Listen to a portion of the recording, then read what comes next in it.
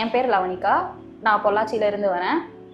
Masters professional அகாடமியில் தான் foundation பண்ணேன். இப்போ இன்டர் குரூப் 2 பண்ணிகிட்ருக்கேன். ஃபர்ஸ்ட் நான் கேள்விப்பட்டதே இந்த அகாடமி தான். ஃபேக்கல்ட்டிஸ் வந்து ரொம்ப ஃப்ரெண்ட்லியாக இருப்பாங்க. எல்லாமே அண்ணா அக்காவாக தான் இருக்காங்க. ரொம்ப பெரிய ஸ்டாஃப்ஸ், கேட்குறதுக்கு தயங்குற மாதிரி யாருமே இருக்க மாட்டாங்க. என்ன கேட்டாலும் கிடைக்கும். அதே மாதிரி எப்போ என்ன டவுட்ஸ் கேட்டாலும் எந்த டைமாக இருந்தாலும் கிளியர் பண்ணுறதுக்கு எல்லாருமே ரெடியாக இருப்பாங்க. ஸோ எல்லாமே இங்கே ஒரு மாதிரி சூப்பராக இருக்கும். எல்லா மெட்டீரியல்ஸுமே இங்கே கொடுக்குறாங்க. நார்மலாக புக்ஸை வந்து சாப்டர்ஸில் போய் கலெக்ட் பண்ணிப்போம். புக்ஸ் கலெக்ட் பண்ணதுக்கப்புறம் MCQ புக்ஸ் தருவாங்க.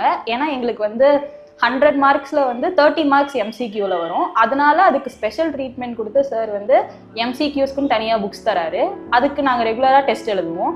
அது இல்லாமல் ஸ்கேனர்ஸ் வந்து எப்படின்னா கிட்டத்தட்ட ஒரு லாஸ்ட் 5 years to 10 yearsோட கொஷின் பேப்பர்ஸ் அதோட ஆன்சர்ஸோட கொஸ்டின் நம்பர் வைஸ் எல்லா சாப்டர்ஸும் செக்ரிகேட் பண்ணி ஒரு புக்ஸ் தந்திருப்பாங்க.